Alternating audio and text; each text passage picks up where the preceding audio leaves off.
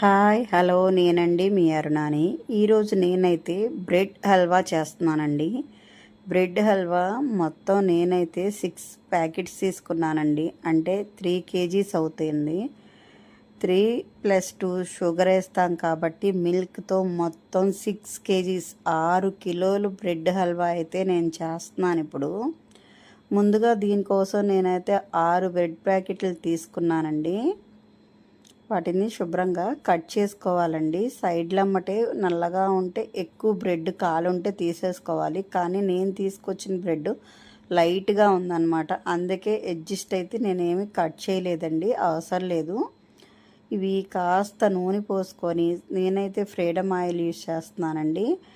నూనె వేడి నూనెలో బ్రెడ్ ఎర్రగా ఏగనివ్వాలి. ఎక్కువ ఆయిల్ పీల్చేసే గుణం వీటికి ఉంటుంది. అందుకని నేను కొంచెంగా ఆయిల్ వేసుకుంటూ కొంచెం వేసి ఇట్లా ప్రెస్ చేస్తే ఆయిల్ చాలా వరకు వదిలేస్తుందండి. లేకపోతే ఆయిల్ని పీల్చేసి తర్వాత ఆయిల్గా అనిపిస్తుంది. ఇట్లా నేను చిన్న ఆయిల్ కాస్త టైం అయితే స్పెండ్ చేయాలి. ఎందుకంటే స్పీడ్గా అయిపోయేదైతే కాదండి. ఏ మాత్రం తేడా వచ్చినా స్వీట్ అయితే పాడైపోతుంది, అంటే చెడిపోతుందని అర్థం. అందుకైతే నేనైతే చాలా నిదానంగా ఓపికగా మాత్రం కొంచెంగా వేయించుకుంటున్నాను. వాటిని ప్రెస్ చేయడం మూలాన వాటిలో ఉన్న ఆయిల్ కాస్త వదిలేస్తుందండి.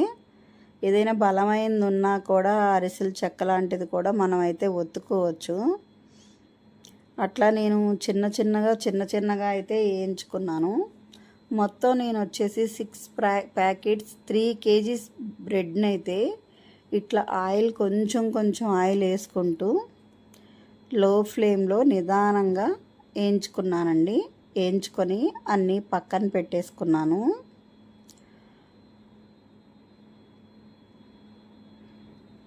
చూసారు కదా, అదిగోండి వేయించుకున్నవన్నీ పక్కన పెట్టుకున్నాను. నేనైతే ఆ ప్యాన్లో నుంచి ఆయిల్ సపరేట్ తీసేసి కడిగేసుకొని షుగర్ అండి, నేను 2 కేజీస్ షుగరు,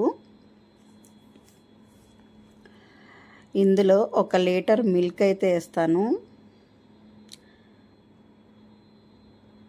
బ్రెడ్ హల్వాలో చాలామంది కోవా వేసుకుంటారు.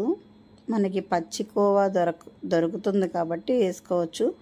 పచ్చి కోవా దొరకని వాళ్ళు మనం మిల్క్లో ఇప్పుడు ఈ షుగర్లో మిల్క్ యాడ్ చేసుకుంటే మనకి కోవా టేస్ట్ ఖచ్చితంగా వస్తుందన్నమాట. కాస్త ఇలాచీలు కూడా దంచుకుంటున్నానండి, కాసిన ఎక్కువే పడతాయి. షుగర్తో పాటు మిక్సీ వేసుకున్నా పర్వాలేదు, నేనైతే దంచేసేసుకొని వేసుకుంటున్నాను. నేను ఒక 2 గ్లాసులు వాటర్ అయితే యాడ్ చేశానండి షుగర్ కరగడం కోసం. ఇప్పుడు మిల్క్ కూడా ఈ షుగర్లో వేసేసుకుంటున్నాను. నేనైతే 2 ప్యాకెట్స్ మిల్క్ వాడాను.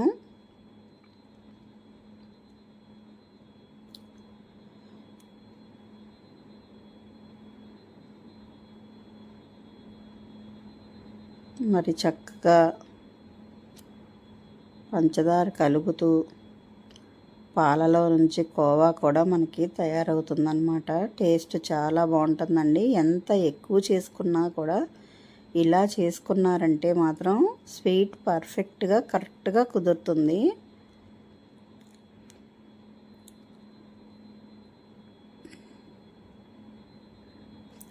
పంచదార పాకం ఓకే అక్కర్లేదండి, లైట్ పాకం సరిపోతుందన్నమాట. అంటే ఈ పాలు పొంగొచ్చి కాస్త 2-3 తెరలు వస్తే సరిపోతుంది.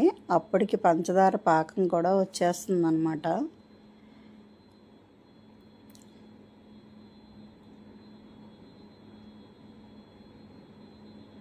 కలుపుకుంటూ ఉండాలండి, లేకపోతే పొంగిపోద్ది.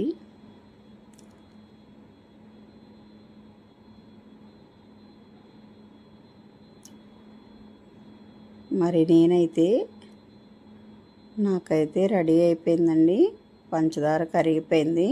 మనకి సరిపోను పాకం వచ్చేస్తుంది. దీనికి పెద్ద పాకం అవసరం లేదండి. గులాబ్ జామ్కి ఎలా పాకం చిక్కగా ఉంటుందో అట్లా షుగర్ చిక్కగా ఉంటే చాలు. నేనైతే స్టవ్ ఆఫ్ చేసేసుకొని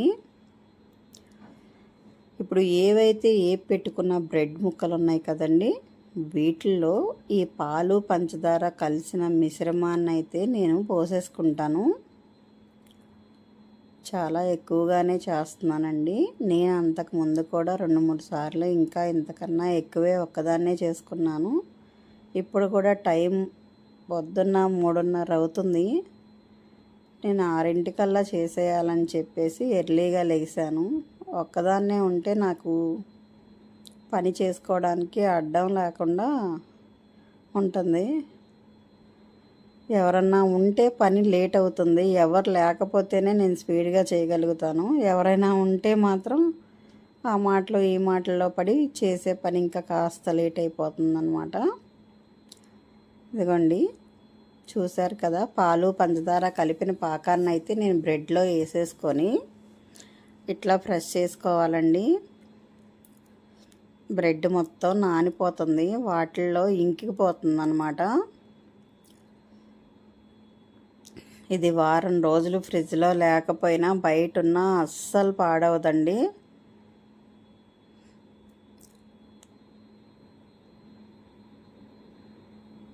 మొత్తం పాకం అంతా బ్రెడ్ ముక్కలు పీల్చేసుకొని బ్రెడ్ అంతా మెత్తగా మృదువుగా ఉంటుంది.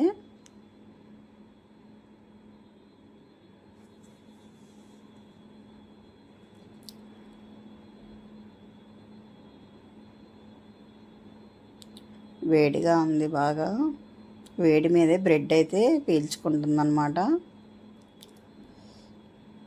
నేనైతే కాస్త స్పీడ్గా ఇలా చేస్తున్నానండి. ముక్కలైపోయి ముక్కలు పీల్చేసుకుంటుంది.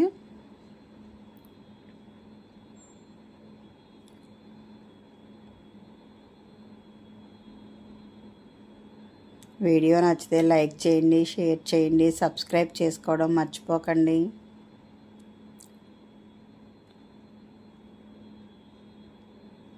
మొత్తం బేల్ చేసుకుంటుందండి. నేను ఇదైతే పక్కన పెట్టేసుకొని ఇప్పుడు జీడిపప్పు నేతిలో ఎంచుకున్నానండి. జీడిపప్పు, బాదం పప్పు,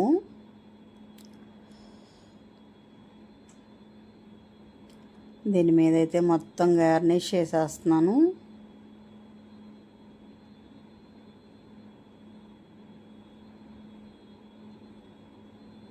మొత్తం నేనైతే 200 గ్రామ్స్ అంటే 200 గ్రామ్స్ జీడిపప్పు, 200 గ్రామ్స్ బాదం పప్పు అండి. చాలా టేస్టీగా, చాలా అందంగా చూస్తున్నారు కదా.